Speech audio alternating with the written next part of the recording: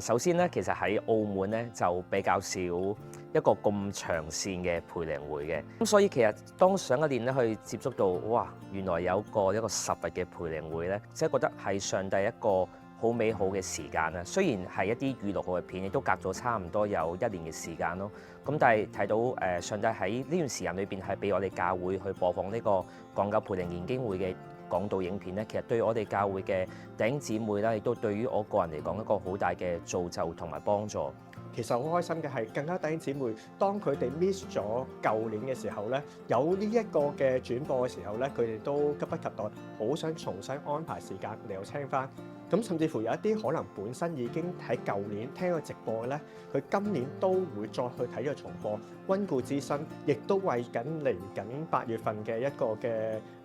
新一年嘅直播啦，都可以有再新一支嘅重溫同埋吸收，幫助佢去準備。咁我都覺得呢一個非常之好嘅良性互動嚟嘅。我覺得呢個都係神一個好特別嘅美意，即使係過去咗嘅嘢，但係佢依然用呢一啲嘅信息去造就我哋弟兄姊妹嘅生命。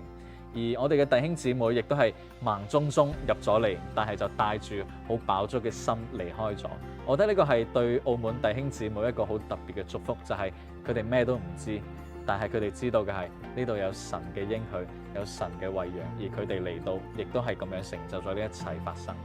我一頭都諗緊即係聽咁耐講道，會唔會可能會比較疲倦啦？可能集中力唔係好夠啦。咁依家現代人都係咁樣啊嘛。但係我覺得又唔會喎。牧師嘅分享都係好貼地同埋好實在嘅。原來係喎，真係有一啲嘅新嘅發現，讓我了解同知道，其實呢啲係好值得嘅去研習咯。所以今年我都好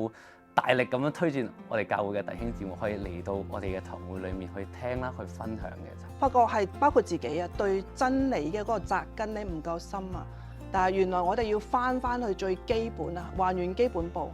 我哋好竭力傳福音，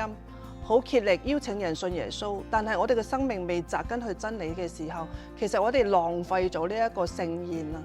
浪費咗呢個恩典，因為係真係我哋嘅福音係首先要轉化嘅係我哋每一個人嘅生命，先可以轉化呢個世界咯。我哋太想去轉化世界啊，我哋自己嘅生命冇轉化嘅時候係做唔到啊，其實。